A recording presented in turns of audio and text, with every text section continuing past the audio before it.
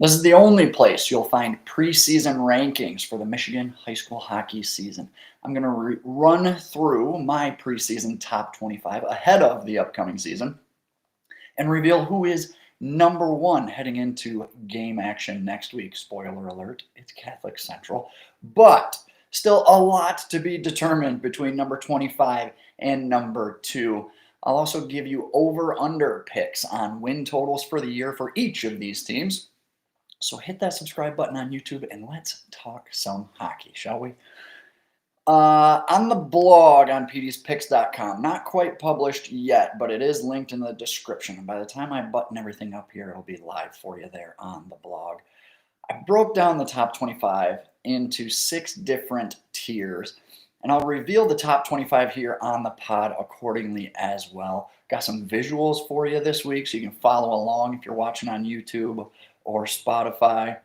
I break them down into these tiers because I think there's arguments to be made amongst each one of these groups. If you like Team B more than I like Team A, okay. You like Team Blue over Team Red, that's fine. But I think generally you can lump some of these teams into like groups, similar teams as one another. So let me pull this up real quick and we'll get going here. We're going to start with Tier 6 right out of the gate. Some teams on the bubble, and honestly this bubble could be a lot larger, but aim small, miss small early on. We'll go with that approach. Expect a lot of different faces to appear in this tier throughout the season. I included Matawan, Calumet, and Sault Ste. Marie as honorable mentions. You want to make a case for these teams to have a number next to their name at present day. I won't fight you too hard on it. Matawan graduated a lot. Top 4 scorers from a season ago gone right off the rip. Royce Teal, Ben Eddington both reached the 20-point plateau as juniors last year, but will be asked to do a lot to make up for that lost offense. I think the best thing the Cats got going for them right now is junior goaltender Gavin Weish in net. 14 wins a season ago as a sophomore. This team finished 25th in my hockey rankings last season, finished 24th in my rankings on Petey'sPicks.com. They're on the fringe here to start 25-26 as well. 20 wins last season. I think they flirt with the rankings yet again this season, but I'm going to go with the under there on that 20 win total from a season ago. Moving up here a little bit, I love this Calumet team. Liked them a lot last season when I saw them in action at the MIHL Showcase. And a lot of those guys are back this season too. Nate Londo, Ben Anderson, Luke Hamlin, and Brady Boberg were MHA guys this past fall. I love that. Really hoping we can get some more UP guys to come south for some fall hockey. That'd be big. This team can be dynamic offensively, buzz around on a forecheck and move the puck around beautifully in zone. My concern with this group, again, being that it's a lot of carryover from last year, was the defense. Defensively, you got junior Bo Jacuri back in net. Good to have that consistency, but got to have things tight and responsible around him in the D zone as well. If the Copper Kings can do that and play as sound in the D zone as they do offensively, they'll be in real great shape this season. Finished 2 games under 500 last season, 12-14-0. But finished 26th in the top 25 picture at the end of the season, according to MHR. I think they crushed that win total from a season ago. 17, 18 wins maybe for the Copper Kings there. We go to the other end of the UP here with a quick look at Sault Ste. Marie. I'll be honest, it's a bit of a good faith pick here. They lost a lot of their top guys. Plenty of question marks around the Sioux heading into this season after graduating 10 seniors. And I got to be honest, I don't have a clue yet what they've got coming in. The move to the Big North is quite literally big. They'll get an opportunity against reputable programs like Alpena, who you'll see in a minute. TC West, TC Central. Like I said, this is more just a confidence pick, if anything. Also seeing South Lyon and Escanaba on the schedule right now on the hub. A lot of schedules still getting filled out as we speak, so more to come there. But even if it's a growing year for the Blue Devils, the schedule as it stands now looks pretty favorable with a real opportunity to pile up a few wins there. 22nd on my hockey rankings, 23rd to end the season on MHR. Starting them out here on the fringe here for 25-26. Sault Ste. Marie has finished the season in the top 25 each of the last 3 seasons. Don't be surprised if they do it again. Over on their 12 wins last winter. I think that's an easy one there. Okay, let's get into the top 25, and we're going to start with RU. And I'm high on Rochester United after their spectacular run last season. A lot of those guys back this season as well. Nolan Heiser is white hot right now on the heels of a Tier 2 state championship run on the Maha circuit. Mason McCautry was a part of that OJG team as well. Depending on the non-con slate, RU could replicate its 20 wins from a season ago. Clarkston is the only team in the OAA that RU can't beat, in my opinion. So they should win a ton of conference games. They don't go over or under. They match the 20 wins from last winter. Moving up here a little bit, Escanaba finished 22nd in my hockey rankings last season, but I didn't have them close in mine. They never cracked my top 25 at any point last season, so slotting them in here at 24th is a first. And look, this has got to be the year for Escanaba. I know that puts a lot of pressure on the boys, but pressure makes diamonds. And the Eskimos have some pretty talented prospects, let's be honest. Hell, Nolan Bink might be the best defenseman in the entire state. I'm not even hiding my fandom for Escanaba this season. I'm flat out rooting for them. I got the Eskimos out to a 7-1 record to start the season before running into a big matchup with Houghton in mid-December. 16 wins last season. Cully Hayes gets the Eskimos over that win total, but maybe not by much. Cranbrook here to round out Tier 6 at number 23. They've earned this because of their reputation. Back-to-back state finals appearances under Coach LaFontaine. But I'm not so sure the pieces are there to justify an appearance in the rankings right now. Blake Tice is a stud in net. Gianluca DeSalvo is one of my favorite two-way centers in the game right now. There's a lot to be ironed out as the season unfolds, and the Cranes may even bounce their way out of the rankings. But Tice and DeSalvo provide two important pillars in the program. And Coach LaFontaine is one of the best and will absolutely round this bunch into shape, whether it's next week, whether it's next month, or whether it's next year in 2026. It's only a matter of time before he gets them all pulling in the same direction. So finished 7th in MHR, 10th in my rankings to end the season last March. No way they match that 19 wins from a season ago, though, so take the under there. That wraps up the bubble teams of the preseason top 25.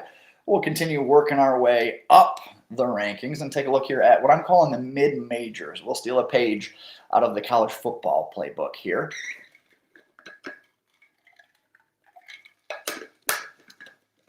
And Coach Ossenmacher had arguably two of the best defensemen in hockey last season with Alex McCollum and Isaac Nelson. The lineup flips a bit this season, and the strength of the Mustangs is up front now with four-year senior Tommy Marinoff.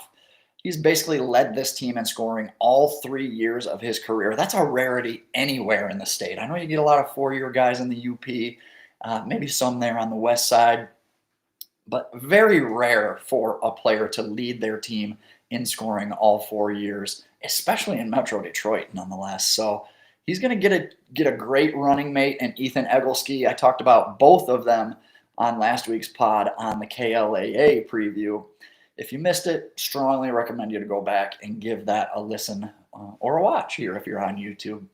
It's available for you there on all platforms, YouTube, Spotify, Apple Podcast as well. So 20th on MHR, unranked on mine to end the 24-25 season. Another team that never cracked my top 25, but debuts here at 22. So might struggle to win 15 games from a season ago, especially playing in that gauntlet that is the KLAA West. So I'm actually going to go with the under here. Pretty low win total there for Northville. Okay, next up we got Jeffers, who soared up everyone's rankings last season. From unranked to begin the year to cracking the top 10 on some outlets. I don't know that they're a top 10 team this season, but they definitely don't fall out of the rankings either. Still strong offensively, still strong defensively, and Kason Helmanen is back in net. It's almost unfair with a win total of 24 from last season. It's a tall task, a tough ask, because they could fall well short of that win total and still have a great season. But yeah, there's no way they match that total from a season ago. So I'm going to take the under again here. But don't be surprised if the Jets jump up another tier or two before the end of the season. Next year, confidence is high around Eisenhower, and for good reason. You got Bodie Farr, who had a big fall. So did Sawyer Hotchkiss on the Tier 2 circuit. Those were your two top scorers from a season ago who were putting in work this offseason. You also got Ryan Dex, Weston Zaderick, Matt Doust, all back on the blue line. That's a strength. Nate Schilke, Joey Zelenak, two high-end AAA prospects added to the mix as well. And you got Connor Holmes back in net. This Eagles team may be the MAC's best shot at a state title since 2016 with Romeo. That one's still a little painful for me personally, being on the Stevenson side of that state championship. I'm not saying Ike will, and hell, they might struggle just to get to Plymouth. But man, the experience is there. The high-end players are there. Goaltending, some depth as well. Really feels like Ike's year. 18 wins last season. I think they reached the 20-win plateau for the first time since 2015. I'm going to eat a lot of crow every time I say East Grand Rapids is quote-unquote rebuilding. So I won't say it's a rebuild, but I do think it's going to be a bit of a developmental year for the Pioneers. Young guys like Whit Hill, Trevor Bird, Jacob Goosens are, well, still young. Hill and Goosens may be the team's number one and number two options on the back end, and they're still just sophomores. Charlie Finch in net. I've talked about him a bunch this preseason. Still a young guy, but we forget because of how good he was for EGR last season. I expect him to be good again and really be leaned on much heavier than he was as a freshman. Could be a bit of an up and down year. Certainly don't expect them to get back to that 21 win mark from a season ago, but Finch will absolutely keep them in the hunt on a nightly basis and give them a chance to still win quite a few games, despite that developmental year. Up next, my Forest Hills Central Rangers check in here at 18 and round out my group of mid-majors. Benny Milak should get a ton of consideration for Dream Team at the end of the season. He's that good in my book. But the schedule is tough, real tough. Don't be surprised if they end up falling out of the rankings completely at one point or another this season.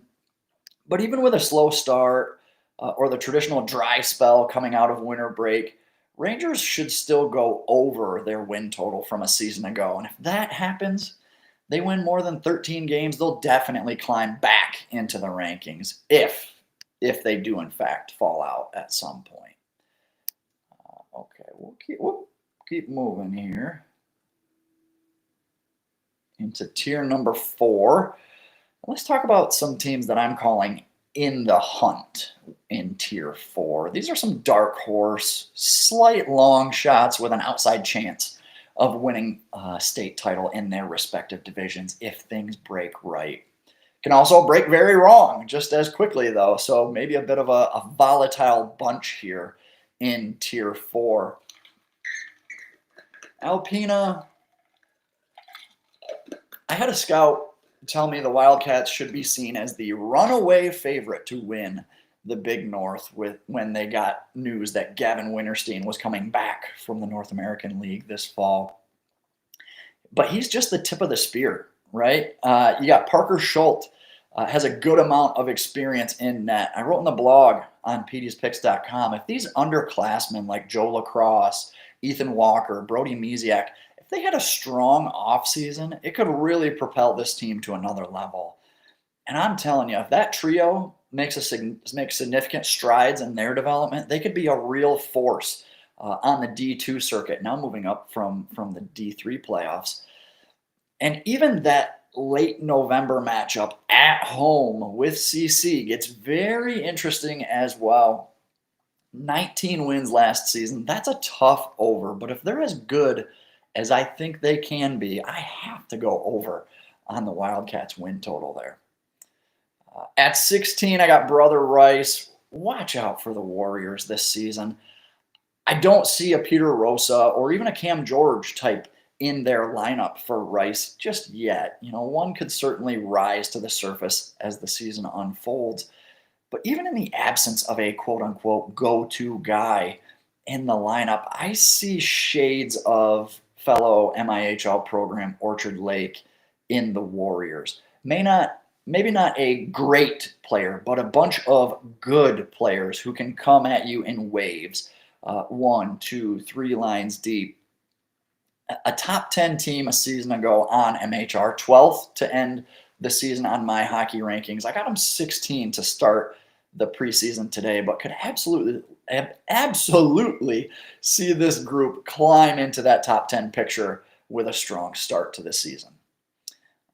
Caledonia, one more for you here. I mentioned in the OKC preview last week that Granville may be the team to beat on the west side, and I kind of completely ignored the fact that the Scots return almost half their offense from a season ago in just 3 guys. Ty Lewandowski, Ethan Sova, and Harmon Esch right there is half your offense. Not to mention a strong season from 4-year starter Sam Hogue could absolutely propel this team into that top echelon of the state. Sam Hogue, with a strong performance, could launch himself into the top goaltender conversation this season as well. 18 wins last season and a top 25 team on everyone's rankings. They are again here to start the season, and I expect a lengthy playoff run to push them over last season's win total. I also talked about how last season felt like a bit of a down year for Byron Center on the OKC preview. 16 wins and a regional final loss felt like a down year for the Bulldogs based on their recent standards after the program had won 6 consecutive regional titles, 4 Final Four appearances, and a Division II state title just 2 years ago. But whatever they may have lacked last winter, I think they bounced back to their trophy-winning ways on the shoulders of guys like Luke Goheen, Reed Glubker, and Dylan Kaminga, too. Tons of depth, a returning goalie in net, an easy overpick on the win total here. I don't know if they climb out of this 12 through 17 team range, but the Dogs definitely rack up the wins. Only problem with the playoff picture is BC, Caledonia, and Granville are all in the same region. But I want to take them all to Plymouth if I could. So that's going to be a tough one there. Stevenson at 13 never left the top 10 picture for me last season and finished 8th in MHR. I think there's a real great chance the Spartans are unfazed by this coaching change and don't miss a beat with first-year coach Jay Thompson. A ton of seniors who have spent several seasons learning how to practice the right way, learning how to prepare the right way, learning how to win. And on top of that, I hear rave reviews about the addition of former AAA prospect Blake Calhoun to the mix as well. A pretty favorable playoff draw again for the Spartans, too. Should be a Final Four favorite. 18 wins is a large number to top, especially playing in the KLAA. This is another one I think they match that win total from last season. And we'll close out Tier 4 here with Brighton. I wrote in the blog, this team could climb as high as 7th or as low as 20th as the schedule drags on. I've got them with a 500 record heading into winter break, and the schedule doesn't get any easier on the other side of the new year. Guys like Luke Weaver, Reese Hutchison, Eddie Wheeler, even Tim Peterson, who's entering his third season with the program, might be in a win now mode, and rightfully so, being upperclassmen. I just think this group is going to need a bit more time overall. Regional draws are up on MHSAA.com, and the Bulldogs could have a tough time with fellow KLAA foes, Northville and Novi, in their region. But if they can survive, they could squeeze into that D1 Final Four as a bit of a long shot. That happens, they'd absolutely go over that 15 win total from last season. Like I said, though, I think there's just another layer separating them from the Howells, the CCs, the Clarkstons of the D1 playoff scene. So, okay, moving up to Tier 3, we get into your legitimate contenders for state titles. And I'll start here. Sorry, there's no shift changes here on the PD's Picks pod, so I got to grab drinks on the fly. Rehydrate here as we're just over the half, 2/3 through, and we're 20 minutes in. We still got a ways to go here before we wrap things up. We'll start things off with Granville. Was just I lost my spot here. Where am I saying? Granville, they were in the state title conversation just a few months ago. Took a more talented, more flashy team in Flint Powers right down to the wire with a gritty, scrappy game at Plymouth last March. I didn't realize the playoff draw until now, like I said, that the Bulldogs, Byron Center, and Caledonia were all in the same region. And, that makes about as much sense as having CC, Howell, Heartland, and Clarkston all in the same quarter of the D1 playoff bracket. Some people may snicker about my Brighton comments. How can you say they're a year away but then pick them to go to the Final Four? Because the 4 best teams in D1 are all going to eliminate each other before ever making it to USA Arena. So that's a topic for another day. It can be fixed. It should be fixed. I've offered up my playoff format. You can find that on the YouTube channel too. It's not that hard. It can be done. And I think I've got a real good solution on how to get the top teams all in one tournament and the next tier in another tournament and make it very competitive top to bottom, left to right, and practical nonetheless. So check that out on the archives there on the YouTube channel. But anyways, Granville, 23 wins last season. As much as I like them, feels a bit irresponsible to call for them to top that. I'm going to take the under there. OKC is going to be tough this winter. Dogs could lose a handful of conference games, even though they're my favorite to win the OKC conference tournament at the end of the year. So I'm going to go under on that win total. Marquette moved down to D3 for the upcoming season. I'm not sure if ever the Sentinels have been in the D3 playoffs, but that makes them an instant contender on that circuit. Tons of guys coming back from Marquette and guys that have been with the program for a long time. Seth Sandstrom, Brody Sheldon, Brody Lemire.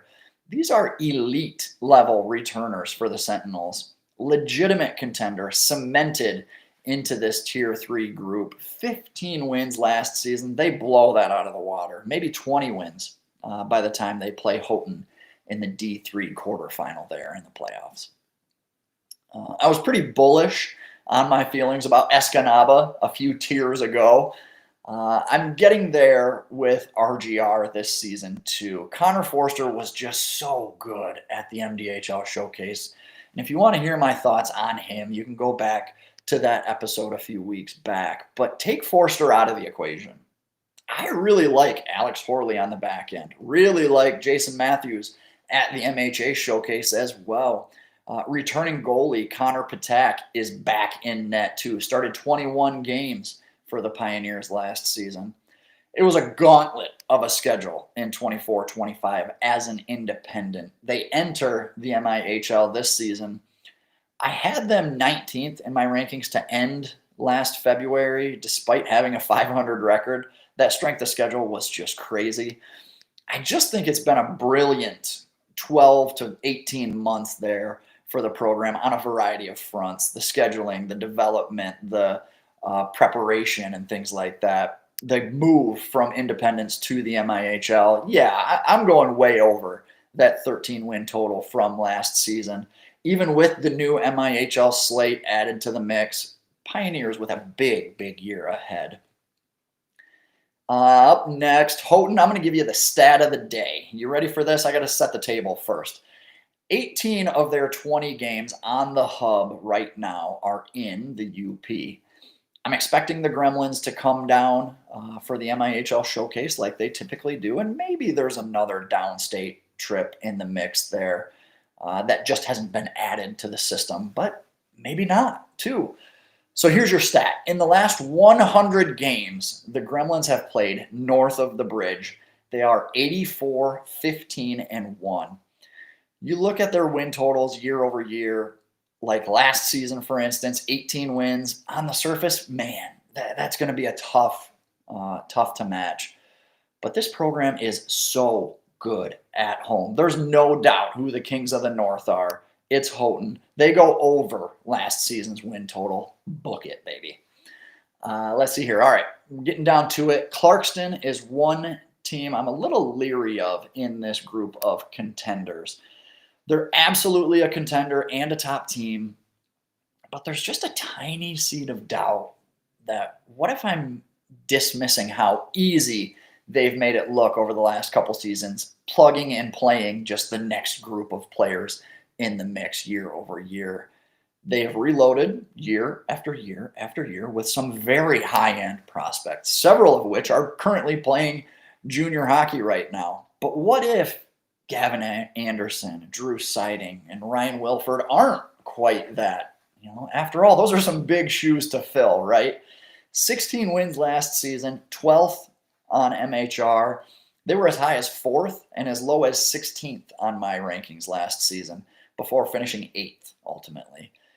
May actually end up being a similar situation this winter, a bit of a volatile up and down for the Wolves in the rankings. So, but I'm going to cautiously take the over on that win total. Last one here in the contenders, number 6, Heartland, still a contender, even though last year was largely considered their year to win one by people around the state. And it didn't happen, obviously, that coupled with a coaching change. And I could see a lot of people expecting a significant step back for the Eagles. A step back from 22 wins isn't just expected. I'd probably count on it at this point. But you can't tell me returners Ian Evans and Vinny Sabala, paired with AAA prospects like Max Bogatitis and Braden Stevens, aren't enough to keep them in the contender conversation. But the Eagles are still going to win a lot of games and still be a contender come season's end. We'll get into Tier 2. These are your favorites, your front runners to win a state title. Howell in D1, Flint Powers and Trenton in Division 2, St. Mary's in D3. Howell has the best starting 5 in hockey right now, but Trenton might not be far behind with Donovan Durbin, Zach LeMay, Grandin Eccles. And I don't know that the trio will actually skate on a line together necessarily, but I'm just saying if you took the top 3 forwards and the top 2 D on this team against another team's top, I'm taking the Trojans in all but one matchup right now. They won 18 games, won an 8th straight regional title, should easily make it a 9th in a row this February, but that's not the one that matters to the Trojans. 11 seasons now without a state title, the longest drought in program history, would likely draw the toughest quarterfinal matchup in D2, having to go against fellow MIHL team Brother Rice, and then possibly the tougher of the 2 semifinal matchups in Plymouth as well. So could really be tough sledding for Trenton. They match that win total of 18 from last winter. Let's take a look at D3 for a minute. Have you seen the Eaglets' schedule yet? Like I said before, the hub, things are still getting pieced together. But St. Mary's first couple games, St. Ignatius, Brighton, and a 2-game set with St. Edward's, all on the road before December 1st. And I realize not everyone can follow in St. Mary's footsteps in terms of building up the program, right? Not everybody has the luxury of having a varsity B team.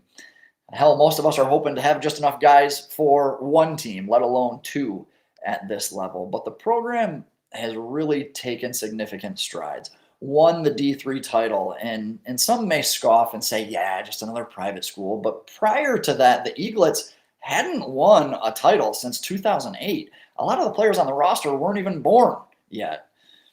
The B team has helped stretch the middle of their lineup, fill it out a little bit more.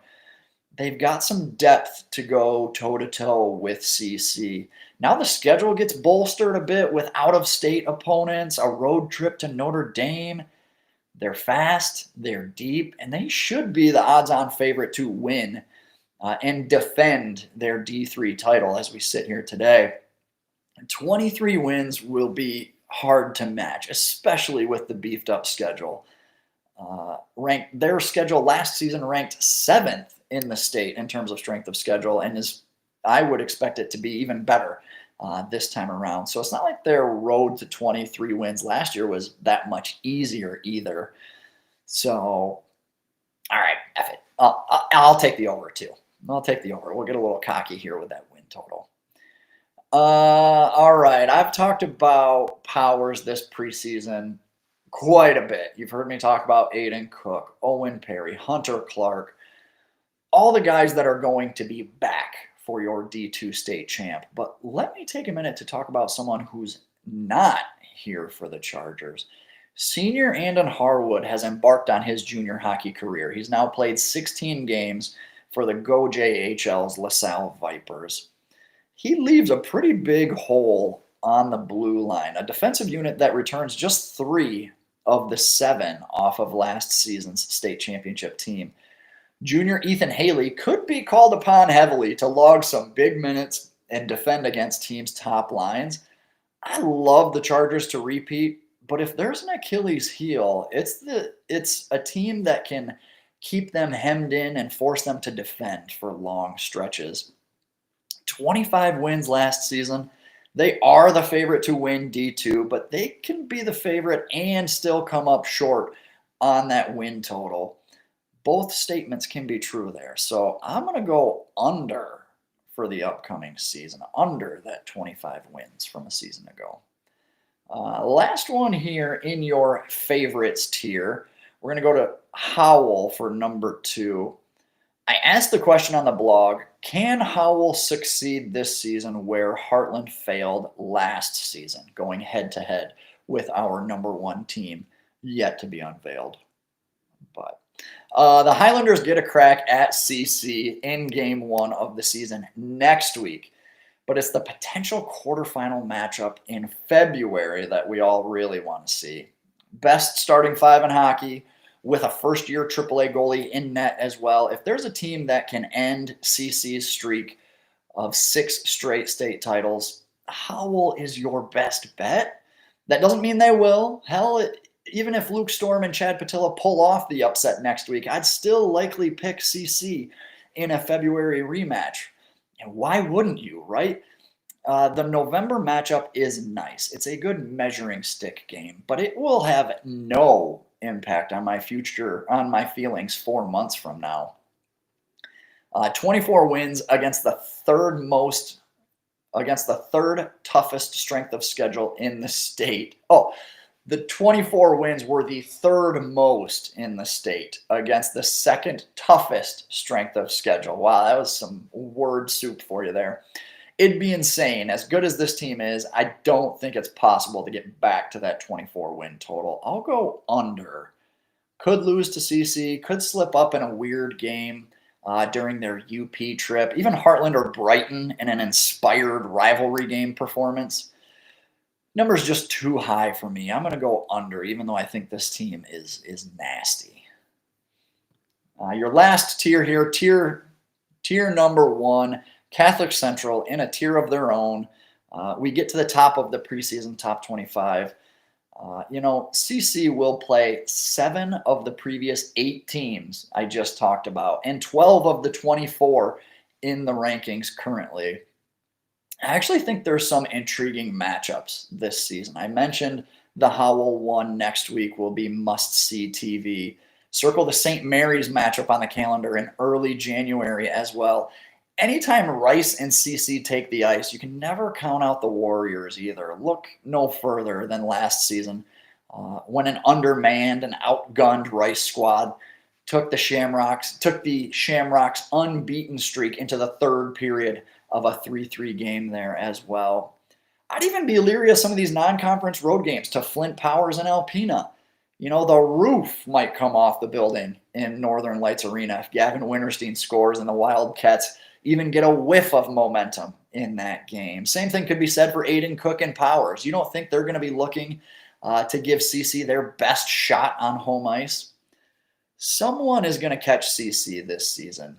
2 someones could catch them. And honestly, but I still don't think that'd be enough for me to take them off the top spot in the rankings or think anyone other than CC is winning the D1 state title at the end of the season.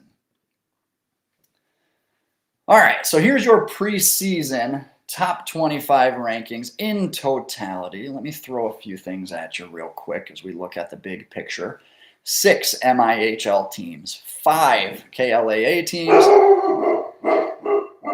This is great.